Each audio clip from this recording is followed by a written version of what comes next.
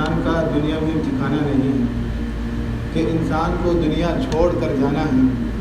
یعنی دنیا میں آیا ہے تو عارضی طور پر آیا ہے. یعنی جس طرح انسان کسی ملک کا سفر کرتا ہے تو کچھ دنوں کے لیے وہاں پر رکتا ہے، پھر اپنے مقام پر لوٹ جاتا ہے، اپنے گھر کو لوٹ جاتا ہے، اسی طرح انسان بھی دنیا میں کچھ عارضی وقت کے لیے دنیا میں آیا ہے، پھر اس کا ابدی ٹھکانہ پر اس کو لوٹنا ہوگا. انسان دنیا کو آیا تو جنت سے آیا ہے. حضرت آدم علیہ السلام جنت میں تھے تو پھر جنت سے دنیا میں بھیجایا گیا. اسی طرح ہر انسان کو بھی وہی مقام پر لوٹنا ہے جہاں سے وہ آیا ہے. اللہ تبارک و تعالیٰ نے انسان کو دنیا میں بھیجا تو اس کا امتحان لینے کے لیے بھیجا. اللہ تعالیٰ انسان کو آزماتا ہے کہ انسان اپنے رب کو کتنا پہچانتا ہے اور اپنے رب کے احکامات پر کتنا عمل کرتا ہے. اور انسان کو یہ بھی پتہ ہے کہ ضرور اس کو اپنے رب سے ملنا ہے، اور اپنے رب کے پاس جو وہ اعمال کیا ہے یعنی نیکی کیا ہے تو نیکی کا حساب پورا دیا جائے گا، اس کا بدلہ دیا جائے گا. من يعمل مثقال ذرة خيرا يره ومن يعمل مثقال ذرة شرا يره. سورۃ زلزال میں فرما دیا گیا کہ جو آدمی بھی ذرہ برابر برائی کرے گا تو اس کا ذرہ برابر بھی بدلہ دیا جائے گا. اگر کوئی آدمی ذرہ برابر تنک کا برابر بھی نیکی کرتا ہے تو اس کا نیکی کا بھی بدلہ دیا جائے گا. انسان کو فکر آخرت ہونی چاہیے، کیونکہ انسان دنیا میں آنے کے بعد شیطان کے جال میں، شیطان کے وسوسے میں پھنس کر دنیا کے جو احکامات اللہ تبارک و تعالیٰ نے آخرت کے لیے امتحان کے طور پر بھیجا، ان تمام احکامات کو بھول کر شیطان کے جال میں پھنس جاتا ہے. شیطان کے جال سے چھڑا کر جو اللہ کے راہ میں، جو اللہ کے دین کو پہچان لیتا ہے، اللہ کی راہ کو جان لیتا ہے، وہی انسان آخرت میں کامیاب ہو سکتا ہے، آخرت میں کامیاب و کامران ہو سکتا ہے. کیونکہ یہ دنیاوی زندگی ابدی زندگی نہیں ہے، آخرت کی زندگی ہے، ابدی زندگی ہے اور ہمیشہ کی زندگی ہے. اور اللہ تبارک و تعالیٰ کا یہ آزمانا انسان کے لیے، اس کے اچھائی کے لیے ہے. یعنی دنیا میں بھی اچھے کام کرے اور آخرت میں بھی اچھائی کا بدلہ لے. جو آدمی برائی کا کام کرے گا اس کو برائی کا بدلہ عطا کیا جائے گا.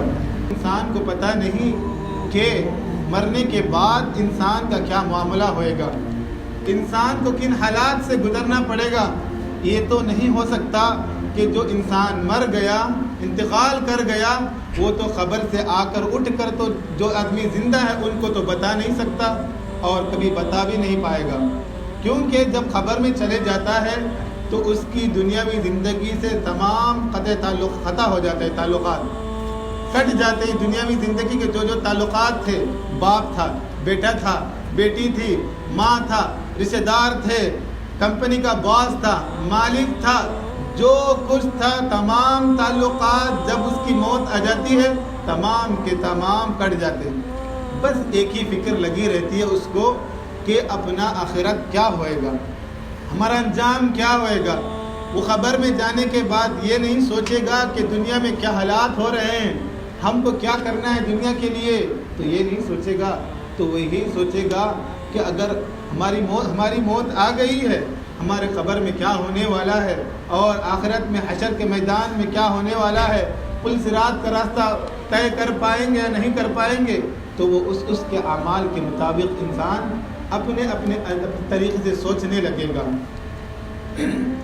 تو عام طور پر انسان کو پتہ نہیں ہے کہ موت کے بعد انسان کا کیا معاملہ ہوتا ہے. تو احادیث میں نبی کریم صلی اللہ علیہ وسلم نے بتا دیا، کیونکہ اسلام ہی سچا دین ہے. تو انسان کے پیدا ہونے سے پہلے سے لے کر، یعنی دنیا کی جو شروعات سے لے کر اور ختم ہونے تک، اور ختم ہونے کے بعد کیا انجام ہونے والا ہے، جنت اور جہنم کے بارے میں بھی بتا دیا گیا. تو انسان کا موت جب آتا ہے تو دو طریقے کے ہوتے ہیں، ایک تو ہوتا ہے اچھا انسان اور دوسرا ہوتا ہے برا انسان۔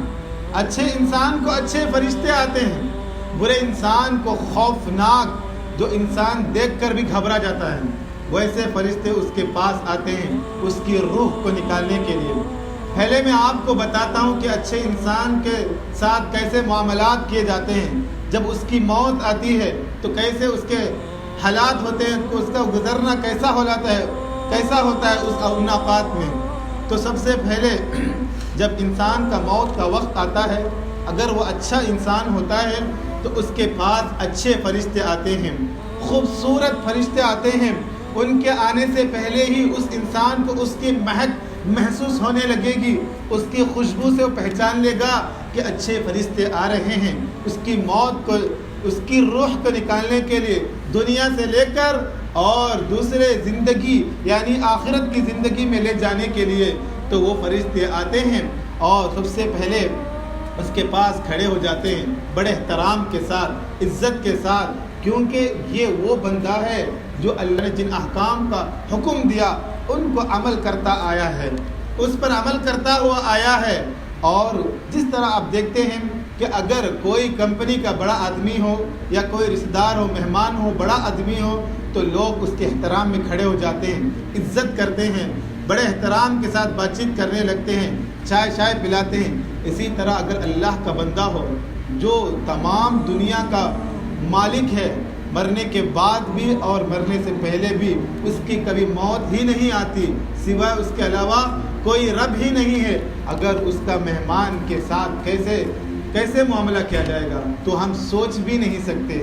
تو موت کا وقت آتا ہے تو فرشتے آ کر کھڑے ہو جاتے ہیں اور کہتے ہیں ہم آپ کو لے جانے کے لیے آئے ہیں، آپ تو اللہ تعالیٰ کے احکام کے ساتھ بعمل تھے، جو اللہ تبارک و تعالیٰ نے آپ کے ساتھ حکم دیا، جن احکامات کو اللہ تبارک و تعالیٰ نے آپ کے ساتھ کرنے کا حکم دیا، ان تمام احکامات کو آپ نے پورا کیا، تو اس لیے ہم آپ کے پاس آئے ہیں اور آپ کو اللہ کے پاس لے جائے جائیں گے، اور جو چیزیں ان کو ملنے والی ہے ان کی بشارت دیں گے۔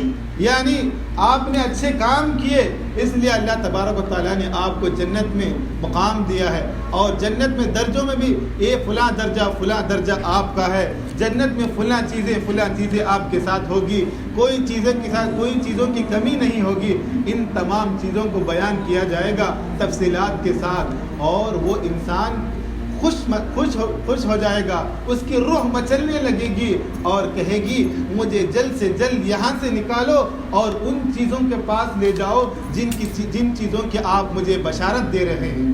پھر فرشتے ان کو ایسے نکالیں گے جیسے مٹی کا مٹکا ہوتا ہے تو اس میں ایک چھید ڈال دے تو اس میں پانی کتنا آہستہ نکلتا ہے۔ برا انسان ہوگا تو اس کی موت ایسے نکلے گی، اور اگر اچھا انسان ہو تو مٹکا کو الٹا کر دو، ترنت پانی جس طرح نکلتا ہے اس طرح اس کی روح کو بنا تکلیف کے، بنا تکلیف ہوئے کہ اس کو لے جایا جائے گا، اور پھر اس کو آسمان کی طرف لے جائے گا۔ پہلے قبر میں آئے گا، جب اس کو مر جائے گا، انتقال ہو جائے گا، لوگ اس کو قبر میں دفن کر دیتے ہیں۔ پھر قبر میں دفن ہونے کے بعد اللہ تبارک و تعالیٰ کی طرف سے فرشتے آتے ہیں، اور فرشتے آ کر ان سے سوالات کا امتحانات ہوتا ہے، یعنی صرف چھوٹا سا ٹیسٹ ہوتا ہے، من ربک ما دینک من نبیک۔ موت کے بعد اس کو جو برا ہوگا تو وہ کہہ نہیں پائے گا، صرف اچھے انسان ہی کی منہ سے وہ جوابات نکلیں گے۔ پھر سب سے پہلے خوبصورت فرشتے آئیں گے اور ان کے پاس سوالات کریں گے، من ربک، تو انسان اٹھ کر کھڑا ہو جائے گا اور کہے گا اے فرشتوں آپ تھوڑا سا رک جائیے، کیونکہ سورج غروب ہو رہا ہے، تاکہ نماز کا وقت نکل نہ جائے، میں نماز پڑھ لیتا ہوں۔ اصل میں سورج غروب نہیں ہوگا، اس کو ایسا لگے گا کہ سورج غروب ہو رہا ہے، اس کو ایسا لگے گا، حالانکہ نہیں ہو رہا ہوگا، لیکن انسان اس وقت فرشتوں سے کہے گا سورج غروب ہو رہا ہے، آپ رک جائیے، میں نماز پڑھ لوں۔ تو فرشتے اس وقت کہیں گے اے اللہ کے بندے، آپ کا جو عمل تھا دنیا تک تھا وہ عمل تمام عمل ختم ہو گیا ہے، اب آپ خبر میں آ گئے ہیں اللہ کے دربار میں آپ اچھے ہیں تو آپ سے سوال کیا جائے گا جو بنیادی سوال ہیں. تو پھر اس آدمی سے پوچھا جائے گا مر ربک. فرشتے پوچھیں گے مر ربک, آپ کا رب کون ہے؟ تو بندہ بڑے اطمینان کے ساتھ, اللہ کا بندہ بڑے اطمینان کے ساتھ کہے گا میرا رب اللہ ہے.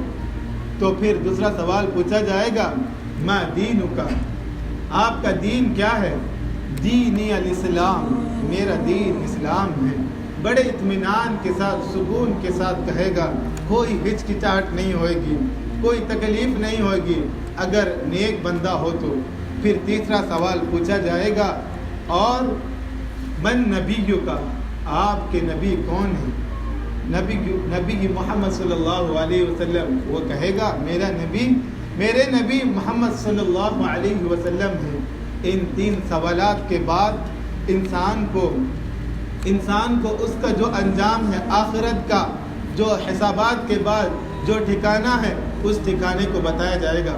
سب سے پہلے فرشتے ایک کھڑکی کو کھولیں گے اور بتائیں گے یہ دیکھو یہ وہ چیز ہے جس کو تمہارے رب نے اس سے بچا لیا ہے. یعنی جہنم کی کھڑکی کو کھولیں گے اور بتائیں گے دیکھو یہ وہ ٹھکانہ ہے جس سے آپ کے رب نے آپ کو بچا لیا. تو اس کی روح خوشی کے ساتھ مچل اٹھے گی اور پرمسرت ہوئے گی, مجھے یقین تھا کہ میرا رب مجھے اس سے بچا لے گا. تو پھر اس کے بعد دوسری کھڑکی کھولیں گے اور بتائیں گے تو یہ وہ ٹھکانہ ہے جس نے آپ کے رب نے آپ کو یہ مقام عطا کیا ہے. یعنی جنت کی کھڑکی کو کھولیں گے, یہ وہ ٹھکانہ ہے جب حساب ہونے کے بعد آپ کے رب نے آپ کو یہ مقام عطا کیا ہے, آپ اس میں ہمیشہ کے لیے رہیں گے. وہ بہت خوش ہو جائے گا اور اتنی خواہش کرے گا کہ قیامت ابھی ہو جائے, کہ قیامت ابھی ہو جائے. اس کی خواہش یہی ہوگی کہ قیامت ابھی ہو جائے, جس مقام کو اللہ تبارک و تعالیٰ نے میرے لیے چنا ہے وہ مقام کو میں پالوں. تو پھر وہ بندہ کہے گا فرشتوں سے آپ مجھے کچھ دیر کے لیے مہلت دے دیجیے تاکہ میں اپنے رشتہ داروں سے, اپنے ماں باپ سے, اپنے بھائی بہن سے کہہ دوں کہ میرے رب نے جس چیز کا مجھے وعدہ کیا تھا وہ چیز مجھے عطا کیا ہے, تاکہ میں کہہ کر آ جاؤں. تو فرشتے اس وقت کہیں گے زندگی سے تعلق ختم ہو چکا ہے, آپ دوبارہ اب نہیں جا سکتے ہیں. اگر دنیا میں اگر کوئی چیز انسان کو مرنے کے بعد کام آتی ہے تو وہ اس کے نیکی ہیں. تو انسان کو مرنے سے پہلے تمام چیزیں اس سے کٹ جاتی ہیں سوائے اس کے نیکی کے, اور وہ نیکی اس کو آخرت میں حشر کے میدان میں اور عذاب سے بچا سکتی ہے. تو پھر یہ معاملات ہے. تو پھر سوالات کے جوابات کے بعد فرشتے کو آسمان میں لے جایا جاتا ہے. آسمان میں فرشتے اس بندے کو آسمان میں لے کے جاتے ہیں اور فرشتوں کو اس کی مہک کی وجہ سے خوشبو آنے, فرشتے پہچان دیتے ہیں یہ اللہ کا بندہ ہے, وہ آ رہا ہے. اس کے احترام کرتے ہیں اور اس کی تعظیم و عزت کرتے ہیں. اور پھر اس کے بعد ساتوں آسمان میں لے جایا جاتا ہے, پھر اپنے رب کے پاس پیش کیا جاتا ہے. پھر وہی اس کو بشارت دی جاتی ہے کہ حسابات کے بعد تمہیں فلاں مقام عطا کیا جائے گا, فلاں چیزوں سے آپ کو بچا لیا گیا. تو پھر وہ بندہ بڑے خوش ہو جاتا ہے, مسرت, اور اتنی خوشی ہوتی ہے کہ کبھی اس کو خوشی ہی نہیں ہوئی ہوگی. اور اس کے بعد اللہ تبارک و تعالیٰ کا حکم ہوگا اے فرشتوں اس بندے کو اسی مقام پہ پہنچا دو جس مقام سے آپ لے کر آئے ہیں. تو پھر اس بندے کو اسی قبر میں پہنچا دیا جائے گا اور اس کو جنت کا فرش عطا کریں گے. وہ اس میں آرام کے ساتھ سکون کے ساتھ رہے گا اور وہ جہاں تک اس کی قبر میں نظر پہنچے گی اور اتنی دور تک اس کو نظر آئے گا, اتنی دور تک اس کی قبر ہوئے گی. اور یہ تمام حالات صرف نیک لوگوں کے ساتھ ہوئے گے, اور برے لوگوں کے ساتھ بہت خوفناک سفر ہوتا ہے, بہت برا انجام ہوتا ہے. ان کی شروعات ہی بہت خطرناک ہوتی ہے.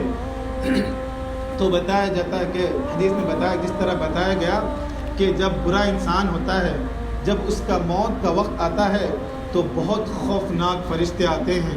تو اس کے پاس, اس کے دربار میں آتے ہیں, اس کے پاس کھڑے ہو جاتے ہیں اے باہر نکل، تیرے موت کا وقت آ چکا ہے، اور اب تجھ کو جو کچھ تو نے کیا ہے اس کا بدلہ تجھ کو ضرور ملے گا، کیونکہ تو برا انسان ہے، اس لیے برے فرشتے آئے ہیں۔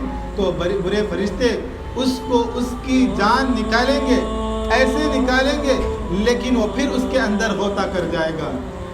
مثال کے طور پر انسان اگر سمندر میں تیرتا ہے تو پھر اس کی لہریں اس کو ڈبو دیتی ہے، پھر اوپر آنے کی کوشش کرتا ہے، پھر لہر اس کو اندر ڈبو دیتی ہے۔ اسی طرح فرشتے اس کو اس کی جان، اس کی روح کو اس کے بدن سے الگ کرنے کی کوشش کرتے ہیں، لیکن وہ اس کے اندر پھر جانے کی کوشش کرتا ہے۔ یہی تکلیف بار بار اس کو محسوس ہوگی، لیکن موت کی تکلیف تمام بیماریوں سے بہت بڑی تکلیف ہوتی ہے۔ وہ باہر آنے کی، وہ اندر جانے کی کوشش کرے گا لیکن فرشتے اس کو باہر کھینچیں گے۔ قرآن میں بتایا گیا، اے نبی اگر تم دیکھتے جب ظالموں کی موت کا وقت آتا ہے تو موت ان کے ایسے حالات میں جا پہنچتی ہے، یعنی سکرات میں ہوتے ہیں، وَالْمَلَائِكَةُ بَاسِطُو أَيْدِيهِمْ أَخْرِجُوا أَنفُسَهُمْ، فرشتے اپنے ہاتھوں کے ذریعے ان کو کھینچ لاتے ہیں لیکن وہ پھر اس کے اندر چلے جاتے ہیں۔ فرشتے کھینچ کے لاتے ہیں پھر وہ اندر چلے جاتے ہیں، پھر آخر کار فرشتے ان کو زبردستی کھینچ کر باہر لاتے ہیں۔ ان کو سکرات کی حالت ہوتی ہے، بہت ہی بدبودار کفن میں اس کو لپیٹا جاتا ہے، تو پھر اس کو قبر میں دفن کر دیا جاتا ہے۔ تو اس کو نہلایا بھی گرم پانی سے، کھولتے ہوئے پانی سے نہلایا جائے گا۔ پھر اس کو نہلانے کے بعد اس کو قبر میں جب دفن کیا جاتا ہے تو اس کے حالات بھی دیکھیے آپ۔ جب قبر میں دفن کیا جاتا ہے تو قبر میں سب سے پہلے دیکھے گا اس کو قبر تنگ نظر آئے گی، یعنی قبر اس کو جکڑ رہی ہوگی، اس کی دونوں پھسلیاں ایک دوسرے سے مل رہی ہوگی، اتنا تنگ ہو جائے گا کیونکہ یہ برا انسان تھا تو زمین بھی اس پر تنگ ہو جائے گی۔ تو پھر اس کے بعد خوفناک فرشتے اس کے پاس آئیں گے اور کہیں گے من ربک، آپ کا رب کون ہے؟ تو وہ کہیں گے لا ادری، ما دینک، آپ کا دین کیا ہے؟ لا ادری، میں نہیں جانتا۔ تو پھر پوچھیں گے من نبیک، آپ کے نبی کون ہیں؟ لا ادری، میں نہیں جانتا۔ تو کیسے نہیں کہے گا؟ تو دنیا میں تو اس کو زبان سے آسانی کے ساتھ کہہ سکتا تھا، لیکن آخرت میں کیوں نہیں کہہ پائے گا؟ تو کہا جاتا ہے کہ نیند موت کی بہن ہے۔ بسا اوقات انسان خواب دیکھتا ہے، خواب میں کچھ کہنا چاہتا ہے، اس کے الفاظ منہ سے نہیں نکل پاتے ہیں، ہاتھ اٹھانا چاہتا ہے، اس کے ہاتھ نہیں اٹھ پاتے ہیں۔ یہ انسان کو اس کی زندگی میں محسوس ہوتا ہے، لیکن آخرت میں وہ کہنا چاہے گا، اس کے علق تک آ پہنچے گی میرا رب اللہ ہے، لیکن کہہ نہیں پائے گا، امتحان میں پاس نہیں ہوئے گا۔ اسی طرح پوچھا جائے گا ما دینک، آپ کا دین کیا ہے؟ دین الاسلام، اس کو علق تک آئے گا لیکن کہہ نہیں پائے گا۔ من نبیک، آپ کے نبی کون ہے؟ میرے نبی محمد ہے، کہنا چاہے گا، جواب علق تک آئے گا لیکن کہہ نہیں پائے گا۔ وہ قیامت، وہ اس میں امتحان میں پھیل جائے گا، فیل ہو جائے گا، یعنی پہلے ٹیسٹ میں ناکام ہو جائے گا۔ جو انسان پہلے ہی ٹیسٹ میں ناکام ہو جاتا ہے تو اس کے عذابات میں اضافہ ہوتا چلا جاتا ہے، کیونکہ اگر انسان اچھا ہوتا ہی ہے تو اس کو جوابات میں آسان ہوتا جائے گا، یعنی پہلے ٹیسٹ میں پاس ہو جائے گا تو اس کے بعد کا ٹیسٹ اور آسان ہو جائے گا، تو اس کے بعد کا ٹیسٹ اور آسان ہو جائے گا۔ اسی طرح قیامت کے دن بھی برے انسان کو جب پہلے ٹیسٹ کا، پہلے جو امتحان کا جواب نہیں دے پائے گا تو دوسرا مرحلہ بھی بہت برا ہوئے گا۔ تو پھر اس کے بعد اس کو بدبودار کفن میں لپیٹا ہوگا تو آسمان کی طرف لے جایا جائے گا، تو فرشتے کہیں گے اس بدبخت انسان کو لے جاؤ، اس کو آسمان میں کوئی جگہ نہیں ہے، جہاں سے لے آئے ہو وہیں پہ چھوڑ دو۔ تو پھر قبر میں جب اس کو چھوڑ دیا جائے گا تو قبر کے اندر سے کیڑے مکوڑے بچھو سانپ نکلیں گے، کوئی لائٹ نہیں ہوگا، کوئی دیا نہیں ہوگی، کوئی انسان اس کو بچانے والا نہیں ہوگا۔ دنیا میں جو دوست ہوتا تھا، جو بھائی ہوتا تھا، جو باپ ہوتا تھا، جو ہمیشہ اس کے کام آتا تھا، جو ہمیشہ اس کی رکھوالی کرتا تھا، جو مالک تھا، جو بادشاہ تھا، جو کوئی بھی تھا، ماں تھی، کوئی بھی تھی، بہن تھی، کوئی بھی ہو، لیکن آخرت کے وقت خبر میں وہ اس کے اعمال کے علاوہ کوئی چیز اس کے ساتھ نہیں ہوگی. اگر اس کو ساتھ دے گا تو وہ اس کے اعمال ہی ہیں جو اس کو اس کے عذاب سے بچا سکتے ہیں. تو اسی لیے انسان کو چاہیے کہ انسان کو دنیا میں آ گئے ہیں تو دنیا میں آئے ہیں تو اس کا مقصد کو پہچانیں، کیونکہ مقصد کو مقصد بنائیں اور جو ضروریات ہیں اس کو مقصد نہ بنائیں. مثال کے طور پر دنیا میں آ گیا، دنیا میں آنے کے بعد انسان کی ضروریات ہیں کھانا پینا، رہنا، رہنے کی جگہ، کپڑے پہننا، اور یہ تمام چیزیں ضروریات ہیں. تو لوگ کے ساتھ دوستی بنانا، یہ تمام چیزیں انسان کے لیے ضروریات ہیں. یہ انسان کا مقصد نہیں ہے. مقصد یہ ہے کہ اپنے رب کو پہچانے، اپنے رب کا جو حکم دیا اس حکم پر عمل کرے، اور اس حکم پر عمل کر کے ان لوگوں تک پہنچائے جو لوگ نہیں جانتے. اگر مقصد کو پہچان لے گا تو ضرورت کو ضرورت کے تحت ہی استعمال کرے گا، ضرورت کو فضول میں استعمال نہیں کر پائے گا. اس لیے انسان کو سب سے بڑی اہمیت ہے، بڑی ضرورت ہے کہ وہ اپنے مقصد کو پہچانے. جو انسان مقصد کو پہچان گیا، جو انسان مقصد کو پہچان گیا، اس کی کامیابی اس کے پیر کو چومتی ہے. یعنی ہر قدم قدم میں اس کو کامیابی ملے گی، دنیا ہی میں نہیں آخرت میں بھی اس کو کامیابی ہی کامیابی ملے گی. اس لیے انسان کو چاہیے اپنے رب کو پہچانے، اپنے رب نے جو حکم دیا اس پر عمل کرے. تو اللہ تبارک و تعالیٰ بھی بہت انسان کو محبت کرتا ہے. یعنی دنیا میں انسان کو سب سے زیادہ پیار کرنے والی ہے تو وہ ماں ہوتی ہے. اسی طرح اللہ تبارک و تعالیٰ اپنے بندوں سے پیار کرتا ہے تو وہ اس ماں کے 70 درجے سے زیادہ پیار کرتا ہے. تو اللہ تبارک و تعالیٰ کو معلوم ہے کہ انسان بھولنے والا ہے. انسان کا معنی ہی بھولنے والا، یعنی جہاں انسان ہے وہاں بھول ہوگی، جہاں بھول ہوگی وہاں غلطی ہوگی. غلطی ہونے کے بعد اللہ تبارک و تعالیٰ کہتا ہے توبہ کرو. ان اللہ یحب التوابین. اللہ تبارک و تعالیٰ قرآن میں صاف طور پر کہہ دیا ان اللہ یحب التوابین، بے شک میں توبہ کرنے والوں کو پسند کرتا ہوں، محبت کرتا ہوں. جو آدمی توبہ کرتا ہے میں اس کی دعا کو قبول کرتا ہوں. تو پھر اللہ تبارک و تعالیٰ نے کئی ذریعے نکالے تاکہ اللہ تبارک و تعالیٰ کی طرف لوٹ جائے، شیطان کے جال اور وسوسے سے ٹوٹ کر نکل کر اپنے رب کی طرف لوٹ آئے. تو اللہ تبارک و تعالیٰ نے سورۃ الملک نازل فرمائی. تو میں نے شروع میں ایک حدیث پڑھی تھی ان سورۃ فی القرآن 30 آیہ. بے شک قرآن میں ایک ایسی سورت ہے جس کے آیتیں 30 ہیں. تو اللہ تبارک و تعالیٰ نے کہا، نبی صلی اللہ علیہ وسلم نے فرمایا اللہ تبارک و تعالیٰ نے قرآن میں ایک ایسی سورت نازل فرمائی ہے جس کی آیتیں 30 ہیں.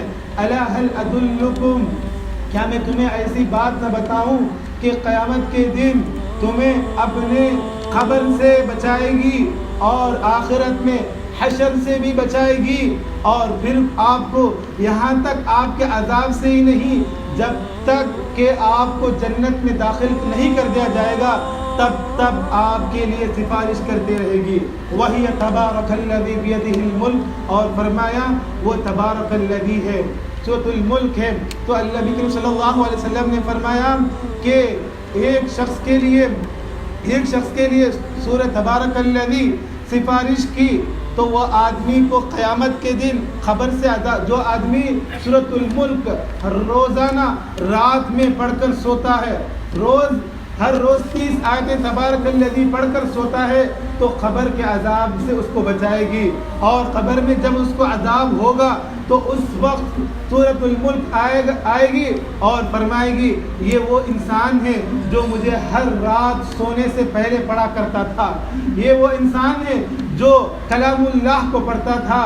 تو آپ اس کو خبر کے عذاب نہ دیجیے. تو خبر میں جب تک رہے گا تو وہ اس کو اللہ کے پاس سفارش کرتی رہے گی یہاں تک کہ اس کو عذاب سے چھٹکارا نہیں دیا جائے گا. پھر جب حشر کے میدان میں انسان کو اٹھایا جائے گا تو پھر انسان کو اس کے اعمال کا بدلہ دیا جائے گا. تو پھر وہ ذات الملک آئے گی اور کہے گی تو اس کو عذاب نہ دیجیے, یہ وہ انسان ہے جس کو آپ نے نازل کیا تھا, وہ جس وقت تک نہیں سوتا تھا جب تک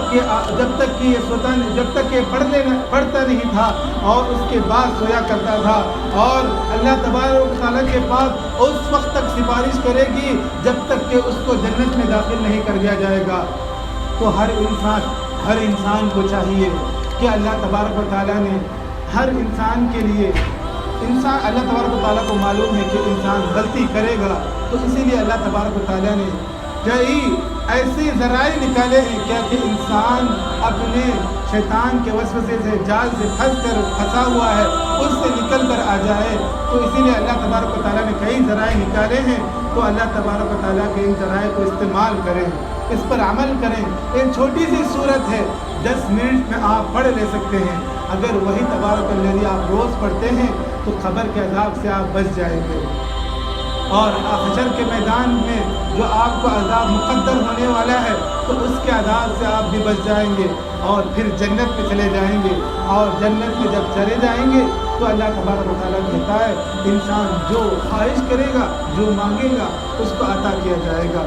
تو انسان کو اس سے بڑی کیا چیز ہو سکتی ہے, تو وہ جنت میں چلے جائے. تو اس لیے انسان کو چاہیے کہ وہ آج سے ارادہ کرے کہ ہر روز تبارک الذی پڑھ کر سوئے. اگر پڑھنا نہیں آتا تو کم سے کم سن کر سویا کرے, کیونکہ انسان ہر وقت موبائل, لیپ ٹاپ کوئی نہ کوئی چلاتا ہے, لیکن سوتے وقت ایک چھوٹی سی سورت 10 منٹ کی سورت پڑھ کر سو جائے. اگر پڑھنا نہیں آتا تو سن کر سو جائے, کیونکہ اللہ تبارک و تعالیٰ ان کے دلوں کے اعمال سے اللہ تبارک و تعالیٰ جانتا ہے. دنیاوی لوگ تو اس کے چہرے اور اس کے چہرے سے پہچانتے ہیں, اس کے ظاہری اعمال سے جانتے ہیں, لیکن اللہ تبارک و تعالیٰ دلوں کے اعمال سے جانتا ہے, ان کی نیتوں سے جانتا ہے. اگر پڑھنا ہی نہیں آتا تو پھر کم سے کم سن کر تو سویا کریں. آخر اللہ تبارک و تعالیٰ سے دعا ہے کہ اللہ تبارک و تعالیٰ ہم کو نیک راہ پر چلنے کی توفیق دے, اور اللہ تبارک و تعالیٰ ہم کو قبر کے عذاب سے بچائے, اور اللہ تبارک و تعالیٰ ہم کو روزانہ سورۃ الملک پڑھنے کی توفیق دے, اور اللہ تبارک و تعالیٰ ہم کو حشر کے میدان سے بچائے. پل صراط میں نور عطا کرے, وہ نور صرف اللہ ہی عطا کر سکتا ہے, اس کے علاوہ کوئی عطا نہیں کر سکتا. وہ نور اللہ تبارک و تعالیٰ ہم تمام کو عطا کرے اور برائی سے بچائے, شیطان کے جال سے, شیطان کے وسوسے سے اللہ تبارک و تعالیٰ ہم کو بچائے. وآخر دعوانا الحمدللہ رب العالمین.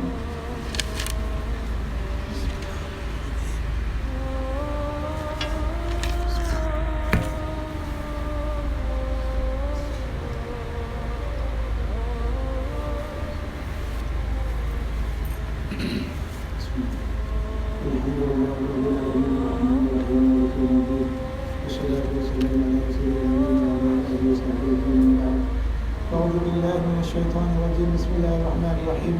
يا أيها الذين آمنوا قوا أنفسكم وأهليكم نارا وقودها الناس والحجارة عليها ملائكة غلاظ شداد لا يعصون الله ما أمرهم ويفعلون ما يؤمرون. وقال تعالى يوم يفر المرء من أخيه وأمه وأبيه وصاحبته وبنيه لكل امرئ منهم يومئذ شأن يغنيه. وقال تعالى هو الذي أرسل رسوله بالهدى ودين الحق ليظهره على الدين كله ولو كره المشركون. وقال تعالى إن الله وملائكته يصلون على النبي يا أيها الذين آمنوا صلوا عليه وسلموا تسليما. اللهم صل وسلم على خاتم النبي محمد وعلى خلفاء الراشدين المهديين أبي بكر الصديق وعمر الفاروق وعثمان بن عفان وعلي بن أبي طالب وعلى أزواج النبي أمهات المؤمنين وعلى سائر الصحابة والتابعين من طريقهم إلى مدين رضوان الله تعالى عليهم أجمعين. اللهم انصر من نصر دين محمد صلى الله عليه وسلم واجعلنا منهم واخذل من خذل دين محمد صلى الله عليه وسلم ولا تجعلنا منهم. عباد الله رحمكم الله, إن الله يأمر بالعدل والإحسان وإيتاء ذي القربى وينهى عن الفحشاء والمنكر والبغي يعظكم لعلكم تذكرون. ولذكر الله أعلى وأكبر. والله